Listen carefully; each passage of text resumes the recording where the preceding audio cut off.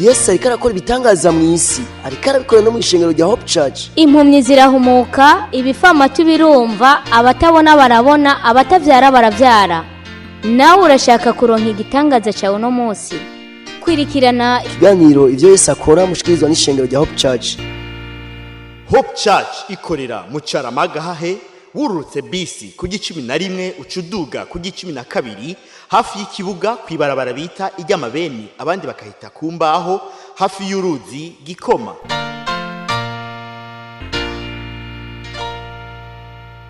Kaze muri ijoro ridasanzwe, ijoro ry'umugisha, ijoro Imana yateguye ko uhezagirirwamwo. Muka muri kumwe na Pasteur Jackson Nkeshimana umushingo rya Hope Church. Turabaye kaze rero muri kiganiro ivyo Yesu akora, aho Yesu ariko arakora ibikomeye n'ibihambaye, ariko akorera neza abana bariya kandi aguma atabara abantu bari mu buryo ubucanke ubundi. Rero ni mwishengero rya Hope Church ngoma ndaguhe intahe yaho y'ivyo Yesu ariko arahakorera. Yesu ariko arakora ibikomeye n'ibihambaye, ariko agirira neza abana bariya, kandi nawe arashobora kugirira neza, arashobora no kugutabara. Wumvirize zimwe mu ntahe z'ivyo Yesu ariko arakora, si ntahe zose oya, ni zimwe mu ntahe z'ivyo Yesu ariko arakora. Nawe yo gutabara, nawe yo kugirira neza, nawe yo kuba hafi, nawe yo kwishura. Ego nawe yo kwishura, ego nawe yo kwishura buriya. We ntiwavukiye kumbure amezi 2 canke 3, wavukiye amezi nk'ayabandi, kandi amaraso yawe aratukura nk'ayabandi. Niyo mpamvu Yesu yo kugirira neza. Uraza kumva bo Yesu ariko aragirira neza n'abantu nkawe, n'abantu batwenga nkawe, bavuga uri muvuga, bameze nkuko kwiwawe, ego kandi baba mu gihugu uwamwo. Nawe urashobora kugirirwa neza, nawe urashobora gutabarwa. Reka ndagwe zimwe mu ntahe z'ivyo Yesu ariko arakora, ariko imbere ko ndaziguha reka ndakwibutse ko ku munsi w'ejo tuzosengera abantu bose bafise imitwaro iyicanke iyindi, abafise imitwaro iyicanke iyindi. Uku kwezi kw'icenda rero turiko turagaruza inyenyeri z'abantu zibwe. Abantu benshi rero baribwa inyenyeri, kandi ntivyoroshe buriya. Abantu benshi baribwa inyenyeri, ugasanga yaribwa inyenyeri yo gutera imbere, inyenyeri y'urugo rwiza, inyenyeri y'ubwenge kw'ishure, inyenyeri ibi nabiriya biriko biribwa, ugasanga Satani ko agenda abitwara. Ariko kandi ku munsi w'ejo tuzogaruza, uku kwezi kw'icenda turiko turagaruza, ego turiko turagaruza kandi byinshi cyane biko biragaruka. Nawe urashobora kugirirwa neza, nawe urashobora gutabarwa, nawe urashobora kwibukwa n'Imana, nawe birashobora gukunda. Ego ibidashobokera abana b'abantu bishobokera Imana, kandi bishobokera uwizeye. Ni wizera gusa urabona ubwiza bw'Imana. Reka ndaguhe zimwe mu ntahe z'ivyo Yesu ariko arakora mu ishengero rya Hope Church. Ishengero rya Hope Church riri mu Caramagahahe.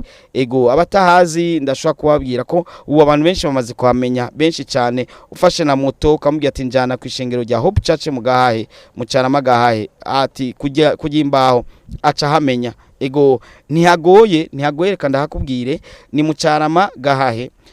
Nukuvuga ko nimba waje na bisi ngo mbwire rero abava kure, ucushikira bisi igushikana aho amabisi akatira bita kujya 11, ni kuri station Kobile. Aho kujya 11 rero uca ufata ukacugenda n'amaguru, nakantu gatonya gusa ku 12 babona ibaraba hagati baraba n'irindi. Si parcelle nyinshi ziba zihari ngaha mu gisagara.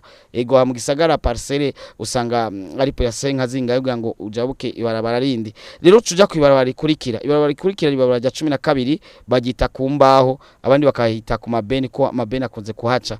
Ego ariko kubera hari irindi barabara ryitwa ku mabeni, tuca tuguma tuvuga kumbaho. Ugeze rero kuri iryo barabara rya 12 ucuraba indani rero mu ibarabara, ukaca winjira gatonya, urengana parcelle zikenya gusa ucubona urusengero. Mbere ukino kwibarabara ukikaburimbo uravye neza urashaka kubona urusengero rurerure ruri muri clôture portail ya bleu yanditse ko Hope Church. Turagwaye kaze rero nawe Yesu akugirire neza nkuko yagiriye neza aba ugira wumve bariko barashinga naye z'ivyo Yesu yabakoreye. Ego Pastor Jackson Nkeshimana cangaruka inyuma y'izi ntahe. Yesu ariko arakora ibitangaza mu isi, ariko arabikora no mu ishengero rya Hope Church.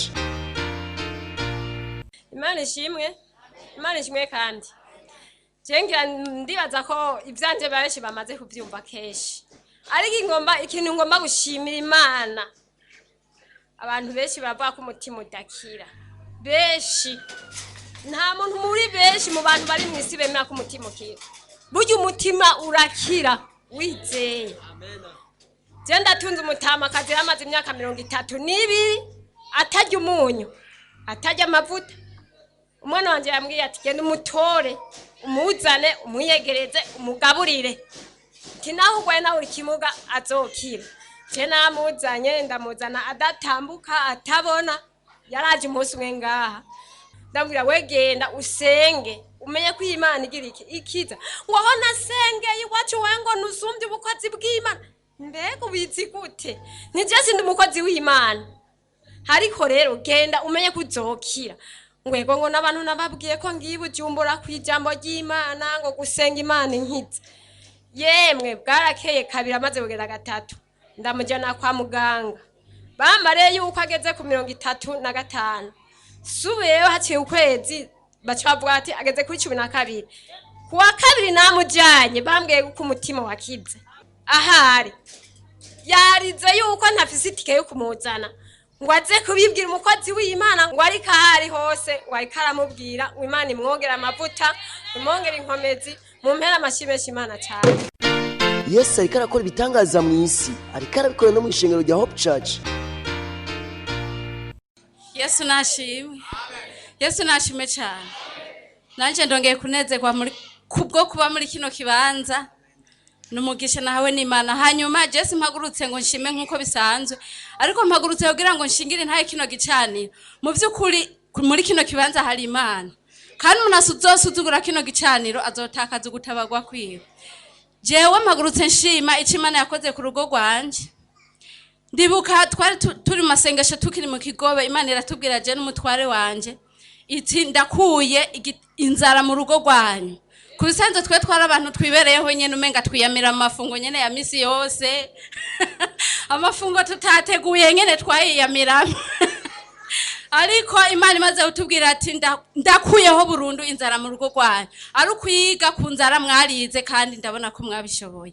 Rero guhera ico gihe Imana bitubwiye nukuri abavugishwa bo ngaha Imana ibongera umugisha kandi bongera amavuta. Zaciye mu muvugisha kandi Imana kuva ibivuze nobangira mbeshe ngo jewe kweri namwe mubiravye murabibona nyene.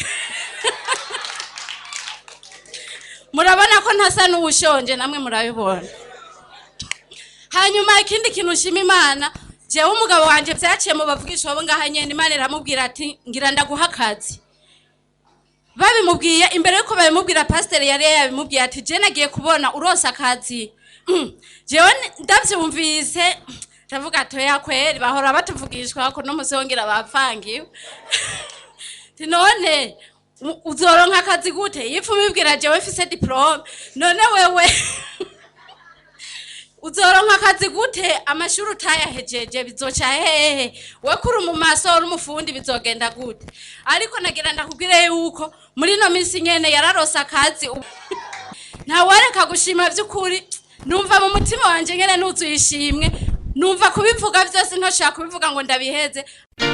Yesu ariko arakora ibitangaza mu isi, ariko arabikora no mu ishengero rya Hope Church.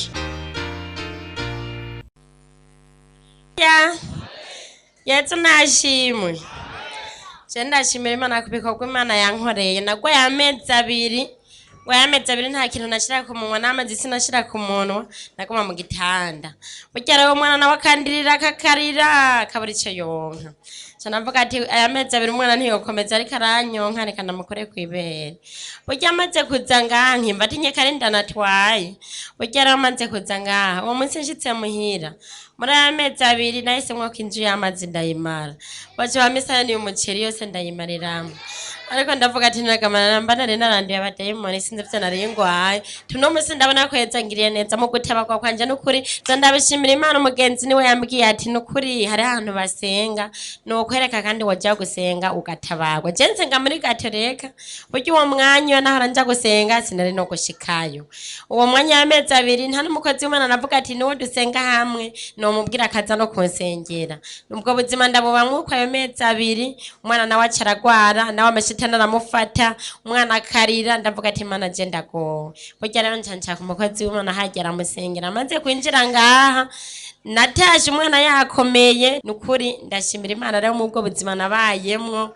Uwo mugenzi nawe yanzanye Imana ibandanye kumuhezagira.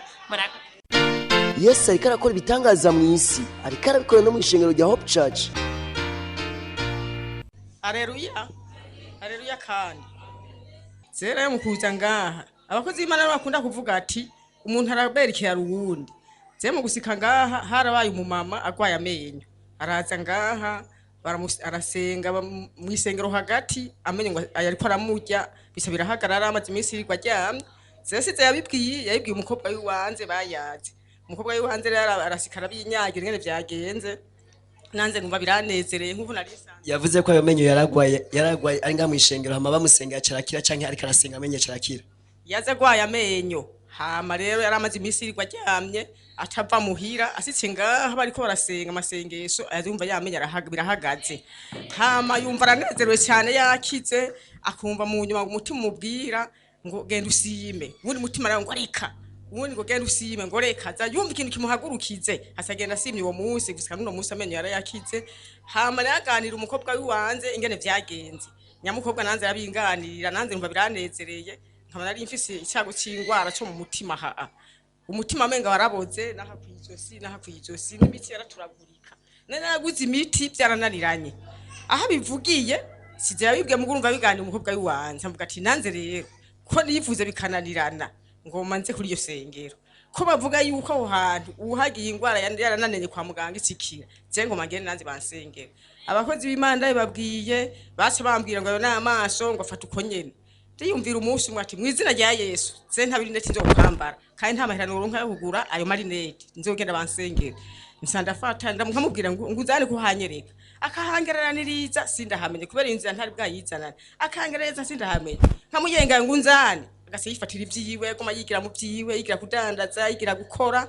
Nsandafata ndagereranya ndaza nza nkwana n'umuntu aze mu isoko mu kinama asambwira ndamubaza tukati ndahazi ngo ndagusikaneho sasikana hajya kwibarabara ndasikano ngaha turasenga bararirimba ndamererwa neza barasigura amasengesho ndataha ubundi munsi nongera ndagaruka ndataha hazi imisi ibiri nsisenga mvuye ngaha mvuye ahantu gukora nza numva akantu kankorotsemwe mu mutima nyahantu nubumenga nakantu kazizi kangana nk'ugwisa karatibutse gatibukiye mu nda numva ndababaye gose ndavuga ati mwizina rya Yesu ndumva none ko baruntu baciye ngomba mfe nkagenda nifase gutya ati mwizina rya Yesu mwizina rya Yesu mwizina rya Yesu ngenda bukebuke ndasika no muhira nza numva bihagaze nzamperaho numva nakize mu mutima hamwe wamenga haraboze nta nakantu naterura nta n'ikintu nikoreye akantu kimwe mu mutwe kuruke mu mugongo ukamegorokeye imbere. Ariko ubu ndashimira Imana yuko nakize nakiriye mu masengesho hagati mu isengero naho amasengesho sinari bwaze ndaze kugira ngo nsimire Imana yuko nakize mu bitugu narakize mu mutima narakize ikintu sigaye nsaba Imana yonkorera bisinzo kintera gahehera navye ndizeye ko Imana izobikora. Hama nanza aho mbone Imana igiriye neza maze kuzana abantu batatu kandi nabandi bazoza bagomba bavuga ko bazoza ndabwira kuze ngaha agenda agiriwe neza Imana ibaheza agira mwafata Amashimwe ku Mana yacu Yesu agira neza cyane kabisa. Yesu ariko arakora ibitangaza mu isi ariko arabikora no mu ishengero rya Hope Church. Nizere rero ko wumvise izi ntahe kandi zashoboye kugufasha. Urumva rero ibyo Yesu ariko arakora ibikomeye n'ibihambaye. Abantu benshi rero bariko baratabarwa, abantu benshi bariko baragirwa neza, abantu benshi bariko baribukwa n'Imana ego mu buryo ubucanka ubundi. Ntiwisamareko kuba wumvise ano majambo muri iri joro suko byari byakoraniye gusinzira imbere y'abandi, suko byari byananiranye ko kumva izindi radio muri aya masaha, ariko Imana yakugiriye neza urumva iradio ya masaha nukugira ngo nawe utabarwe. Hari giye kumbure wahora wiyumvira ati mbega nzotabarwa gute cyangwa ngasanga Imana yari maze kugusezerera kenshi kwizo gutabara mugabo utazi ingene bizogenda. Rero Imana yakugiriye neza urumviriza radio uyu mwanya kugira ngo nawe uze wishikira aho hantu. Urashaka kububa kure mugabo nta hantu haba kure uri kurarondera urukiza. Je nama mbona menga hari abantu barabaja no mu Buhinde bagiye kurondera ingene bokira ingwara runaka, abandi bakaja mu bindi bihugu duhana imbibe canke no muri za Kenya kugira ngo ashobore gukira indwara kanaka imubangamiye. Ariko kandi Yesu arashaka kugukiza. arashobora gukiza ngaha mu Burundi nyene tukagusengera twama twasengeye abantu benshi turafise intahe nyinshi z'abantu bari bagwaye umugera turabasengera barakira abamugaye bari ku mabekiye hariho n'amavideo yagiye asirukira ku bantu benshi barayazi y'abantu bamugaye bafise amabekiye bagize amaaccident baragongwa canke iki ugasanga yarafise amabekiye mugabo Yesu akaba yaramukijije akaba agenda neza benshi cyane rero Yesu yarabagiriye neza aho mu ishengo rya Hope Church ni ikintu Yesu yakoreye abarundi ni ikintu Yesu ariko arakorera abarundi ariko agirira neza abarundi aje kubatabara kandi nawe arashobora kugirira neza kandi ishengero ahantu heza cyane umuntu wese aba mu gihugu cy'u Burundi arashobora kuhashika kuko ushoboye gushika muri ville ugafata bisi gushikana mu Carama kujya 11 ucugenda kuri iryo barabagira ya 12 ukaca winjiramo ucubona urusengero dusenga amiga 3 amiga ya mbere dusenga isaha zibiri zuzuye neza amiga ya mbere amiga ya kabiri tugasenga isaha 4 zirenze ku minota 45 amiga ya gatatu tugasenga isaha 10 n'igice ndasubiramo kugira ngo urabe umwanya wawe ingene umeze ingene wopanga ego amiga ya mbere yinjira saa 2 zuzuye neza ego amiga ya kabiri akinjira isaha 4 n'iminota 45 amiga ya gatatu akinjira isaha 10 n'igice ndagwaye kaze rero ku munsi wejo ndagwaye kaze kabisa ku munsi wejo na uzoze utabarwe abantu benshi baribwa inyenyeri ego ku munsi wejo rero tuzogaruza inyenyeri zibwe amagara yawe yaribwe ubuzima bwawe bwaribwe amafaranga yawe yaribwe icubaro wategezwa kuba ufise promotion wategezwa kuba ufise hari abantu usanga batagira n'ubuzi kandi yarize kandi naho tuba yarize wundi ugasanga afise inkomezi zo gukora akazi mugabo nta kazi ariko araronka mugabo hera aba bantu batize ugasanga nibo bariko bararonka ubuzi ugasanga urumwigeme mwiza mugabo kubaka urugo canke kuronka uwo uzogutwara ugasanga biranse ari ugasanga wa wundi atari mwiza sinshobora kuvuga ko ari umuntu mubi ko Imana nta muntu numwe mubi Imana yaremye mugabo hari umukobwa usanga atari mwiza ugasanga ni watangiye gusohoka ugasanga babandi beza ugasanga ntasohotse inyenyeri yaribwe ugasanga kandi ikindi naco ugasanga ugasanga nk'umukobwa usanga w'insimba rubebe ugasanga n'umukobwa w'ingeso mbi ukaza wumva niwe yaronse umujana ariko wewe wari uritonda wambara izigera ku birenge urakijijwe urasenga Imana iguma ikubwira ati ndakuzi mwana wanje nzokwishura ugasanga imyaka iri kwiragenda Imana rero ikaba yakugiriye ubuntu kumva iradio uyu mwanya no kugira ngo menye aho biriko birabohokera rero ingo rero ku munsi wejo uze usengerwe nawe utabarwe Imana ikugirire neza usubizwe ivyawe usubire ku murongo w'Imana yagomba ko usubirako usubire hahandi Imana igomba kushika ego hari ubuzima ategeza kububamwo ego ingo nawe ube mu buzima wategeza kubamo ntihagoye ni mu Carama gahaye nahavuze kwibara rya 12 uvuye kujya 11 ucuja kujya 12 ego nawe ufata moto bajaji canke taxi canke ikindi urashaka kugenda ukamubwira ati njana kwishengero rya Hope Church riri kwibara rya 12 kumbaho umutaximene wese yabo wa voiture bajaji moto velo barahazi kiretse umutaximene atanguye ejo mugabo umaze imisakora arahazi kuko bama bahazana abantu benshi cyane baraza bagatabarwa kandi nibo baca babwira n'abandi ati je nakiriye hanaka nabo bakaca baza nabo bakahakirira nabo bakaza bakaharonkera inyishu abantu benshi baraguza ama parcelle abantu inyishu ziko ziraba nyinshi cyane sino zivuga ngo ndazeze rero ndagwaye kaze rero ku munsi wejo nawe Yesu akugire neza urashaka kujuragirika gatonya reka ndaguhe nimero za telefone zumwe mu bakozi b'Imana protocole reka ndaguhe nimero zo protocole rero ni 68 ubusa 9 ubusa 8 ubusa 3 68 09 08 03 ndagwaye kaze kugira ngo nawe uzutabarwe ndagwaye kaze kugira ngo nawe ugirirwe neza. Navuze nimero za telefone ni 68 09 08 03 68 ubusa 9 ubusa 8 ubusa 3. Kaze cyari Yesu akugire neza kandi agutabare, nawe ejo uzi ugirirwe neza. Ndifuza ko nawe woza ku munsi wejo uzoze kabisa, ntacyo bitwaye idini usengeramo. Ingo Yesu agutabare, ego ayitike nimbuba kure, ayitike si kibazo, Yesu azokugirira neza, kuko iyo ngwara yo kujanye no mu Buhindi, yo kujanye ni nahe mu bitaro byonyine amahera mutangara rutayo, ariko twebwe tuzogusengera ku buntu, nta nijana tuzogusaba, nugusengera kugira ngo utabarwe. Ego Yesu yavuze ngo nimuze kuri je mwese abarusha n'abaremerewe ndabaruhura. Ingo rero Yesu akuruhure, akugirire neza, agutabare. Yesu aguhezagire cyane. Reka ndakubwire programme za Eglise. Twama dufise amasengesho kwa kabiri, misi yose kwa kabiri igihe cy'isaha 11 gushika isaha 12. Ndagwaye kaze isaha imwe, ni isaha imwe na Yesu aho nyene kwishengero mu Caramagahe. Twama dufise kandi n'amasengesho ku Karago. Amasengesho ku Karago abantu benshi barahishurirwa cyane, ego abantu benshi bararongera inyishu gose cyane. Amasengesho ku Karago yamaba kwa gatatu isaha 3 gushika isaha 7, ariko kwa gatatu isaha 3 niyo tuba tugaye. Byo bavyiza ushitse saa 2 canke saa 2 n'igice, ego cyane biraba vyiza cyane. Isaha 3 tuba tutakira undi muntu kugira ngo tubanze tube imbere y'Imana. Ego kwa gatatu rero saa 3 turagwaye kaze imbere yuko saa 3 igera kugira ngo saa 3 tugare bimeze neza.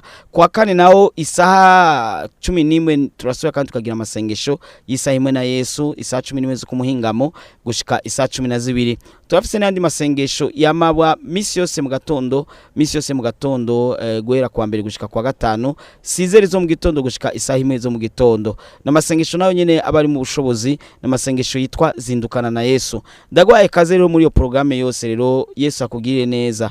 Ego ndakwibutse ko kwa kabiri ari saa 11 gushika saa 12, kwa gatatu ni saa 3 zo mu gitondo gushika isaa 7, kwa kane ni saa 11 zo kumuhingamo gushika saa 12. Kwa Mungu rero tuma dufise amiga atatu. Amiga ya mbere aba isaha 2 zo mu gitondo, amiga ya kabiri akaba isaha 4:45 zo mu gitondo, amiga gira gatatu akaba isaha 10:30 zo muhingamo. Ego muri uku kwezi rero, muri uku kwezi turafise igikone cyo guhura n'Imana. Ego ni igikone cyitwa guhura n'Imana, twama tukigira wa gatandatu wa mbere w'ukwezi. Ni igikone cy'amakirimo mavuta cyane kandi n'amasengesho yiramvuye, amasengesho adasanzwe, aho benshi bama bakirira, bama barongera inyishu. Misi yose ya gatandatu ya mbere muri uku kwezi tuzadufise amasengesho itariki 3 z'ukwicumi. Amasengesho azoba itariki 3 z'ukwicumi. Ndagwaye kaze rero kugira ngo nawe Yesu akugirire neza. Kaze rero Yesu agugirire neza kuri zo tariki 3 z'ukwicumi kugira ngo nawe utabarwe. Ariko wibuke ko tuko turagaruza inyenyeri zibwe, inyenyeri y'umuntu yibwe. Ni gihe cyawe nawe cyo kugaruza ibyawe.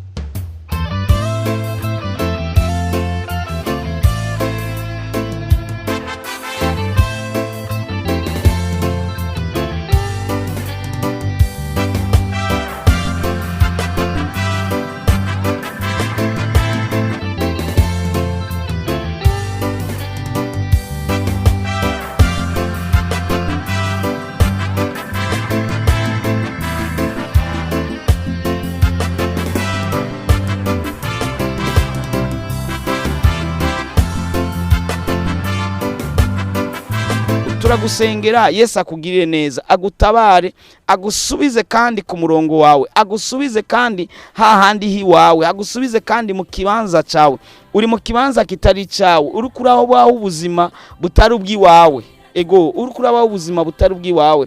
Reka tugusengere Imana ikugirire neza, usubire ku buzima bwawe, nubeho fotokopi y'ubuzima bwawe, ahubwo ubeho ubuzima bwawe. Abantu benshi bako barabohoka, benshi bako bashinga intaya, abandi bako barashima Imana, kandi ndibaza ko inawe utazumvira ngaha ku radio gusa. Ndibaza ko no mu quartier nimba uba ahantu quartier ubana n'umuntu aza muri Hope Church ategezwa ko baramaze kukubwira ibiko birahakorerwa. Nawe Yesu yokugirira neza, kuko nawe arashobora kuba afise icyo Imana yamutabaye, nawe arashobora kugutabara, nawe akakugirira neza. Reka ndakubwire ntiwisamare ko ubuzima bw'umuntu burazimvye, kandi iminsi y'umuntu ntibibaze ko ari myinshi cyane. Imyaka igenda yiruka, ejo bundi niho wari muri primaire, hirya ejo niho wagize mariage, muri iyi minsi yeze niho byabaye kuna kuriya, none heraba imyaka igeze watangiye kugira iminyankari ya nyishu yawe waziga ngo bigiye kugenda neza, n'ubu watangiye no guta ivyizigiro, urabona umenga ntibigishoboka. Ariko reka tugusengere, Yesu akugirire neza, Yesu agutabare, usubire kandi ku rutonde rwawe. Uku kwezi kose kw'icenda, ukwezi kose kw'icenda turiko turasengera abantu, kandi benshi bariko barabohoka, benshi bariko bagirirwa neza, benshi bariko baratabarwa n'Imana. Nawe nta mpamvu nimwe Imana itogutabara. Wewe ni wavukiye amezi 50 canke imyaka 5, wewe nawe wavukiye amezi 9, arashobora gucererwa gatonya canke akazi imbere gatonya, ariko nawe ufise amaraso atukura nk'abandi. Nta Imana ikorera abandi nawe itogukorera. Ego we ni wemere gusa, wizere gusa, uzofate déplacement. Ushobora kuba uba kure ahantu kumbure mu karere ka kure, bisaba ko fata moto, bisaba ko fata bus, bisaba ko wideplaça mu buryo bucanga ubundi. Ntibingana n'ubuzima bwawe, ntibingana n'ivyo uri kuratakaza. Ariko ni wigore uze tugusengere ku buntu, ntaco tugusaba, tugusengera ku buntu. Kandi Yesu azogutabara, kuko twama twabonye atabara abandi benshi cyane. Reka ndahakwibutse, ntiyagoye. Ufashe bisi uri muri ville, urashaka kuva mu quartier yindi, fata bisi gushikana muri ville, igushikanye muri ville ucuja muri bisi za Carama. Ugeze aho bisi zikatira mu Carama, zikatira ku ibarabara rya 11, ibarabara rero rya 12 ngi ucuja ku ibarabara rya 12, urumva usiga kujya 11 ukacuja kujya 12. Ni intambwe y'amaparcelle angahe gusa uburenganye, si kure yaho bisi bigusize. Ego ni barabara biti ry'imbaho, abandi bakayitijya amabeni, none ucu habona n'imbaho nyinshi. Ujinjiye mu gihe barabara rya 12 ucubona urusengero. Ego kandi ufashe moto uri ahantu, ushobora gufata moto canke taxi canke ikinga canke ikindi canke bajaji canke yindi, ukamubwira ati njana kubarabara ry'amamba bita ijimbaho, ni barabara bita ijimbaho rya 12 rya Carama. Acha kubaza ubwo nyine ati ni kuri Hope Church, ko abantu benshi usanga ariyo bariko baraja benshi cyane, mbe ni waza uzosanga abantu benshi cyane na bamwe bamubuzi. Ego maze Yesu akugirire neza, ku munsi w'ejo ntuzusibe, amiga ari ku masaha meza cyane ay'umuntu wese ashobora kumorohera. Hari amiga ya 2:00, hari amiga ya isaha 4:45, hari n'amiga isaha 10:30. Ndagwaye kaze rero, ntiwisamare ko Yesu agutabare, Yesu akugirire neza. Reka ndakubwire, urashaka kuhabura, urashaka kujuragirika, urashaka no kubugomba kumbaza akabazo, ariko reka ndaguha nimero zo mu protocole, urashaka kumubaza utubazo twose kandi akakwishura. Ntubipe, utelefone mubaze arakwishura. Ni kuri 38 ubusa 9 ubusa 8 ubusa 3 68 09 08 03 38 ubusa 9 ubusa 8 ubusa 3. Muraza kuyaga akugenekereze neza, kandi usanga byose bimeze neza, ntihagoye. Navuze ni aho amabisi akatira ko 11 rya Carama, ucugenda kwibarabara rikurikira, ibarabara rikurikira rya 12. Ego nk'ubandanya hariya ku Muzinda, mugabe ibarabara rikurikira ni nk'intambwe zingahe uburenganye utarashikira uruzi gwitwa Gikoma. Ucubona ibarabara yaho bitijya 12, abandi bakagitijyo kumbaho, abandi bakagitijya amabeni. Ujinjiyemo gusa, ujinjiyemo nk'intambwe zingahe ucubona urusengero rurerure gutya, ruri muri clôture na portail ya bleu. Ndagwaye kazi rero ku munsi w'ejo, ntuzusibe canke ntuzuceregwe. Ego Yesu akugirire neza, nawe agutabare, nawe akugirire neza. Ego iri joro rikubera ijoro ryiza, ijoro ryo guhura n'Imana, ijoro ryo kurota Imana. Vuga uti amen, uravuga amen kuko ni gwawe. Ijoro ryo guhura n'Imana, ijoro ryo kurota Imana. Ego ijoro ryo kwishurirwamo bya bindi. Ego ijoro ryo kugendererwa n'Imana. Vuga uti amen. Iri joro ntugwara mu izina rya Yesu, nubwo wahora urwaragurika mu izina rya Yesu, iri joro uraza kurara amahoro. Ego iri joro ntimuza kugwana kandi no mubakanye, mu izina rya Yesu ntibiza gukunda, kandi mu izina rya Yesu iri joro riza kubera ijoro ryiza, kandi ushime kandi uhimbaze kandi utazire. Yesu aguhezagire, Yesu aguhezagire rero, na hejo tuzohurira kuri Hope Church aho mu Carama gahahe. Yesu aguhezagire. Mwari kumwe na Pastor Jackson Nkeshimana wo mishengero ya Hope Church. Yesu ariko arakora ibitangaza mu isi, ariko arabikora no mu ishengero rya Hope Church. Impumyi zirahumuka, ibifamatu birumva, abatabona barabona, abatavyara baravyara. Mweje kumviriza ikiganiro ivyo Yesu akora mushikirizwa n'ishengero rya Hope Church. Hope Church ikorera mu Carama gahahe, wururutse bisi ku G11 ucuduga ku G12 hafi y'ikibuga kwibarabara bita iry'amabeni abandi bakahita kumbaho hafi y'uruzi Gikoma. Woburusha, woburemerewe, wowe ufise ibibazo waburiye inyishu, wowe ugomba kwakira Yesu Kristo nk'umwami n'umukiza w'ubugingo bwawe, wowe ugomba kuvugana n'umukozi w'Imana Pasteur Jackson Nkeshimana, wowe mwandikira ubutumwa bugufi kuri 76 96 96 96 kugira ngo agusengere kandi agufashe mu buryo bw'impwemu. Yesu yavuze ngo nimuze kuri jewe mwese abananiwe n'abaremerewe ndabaruhura.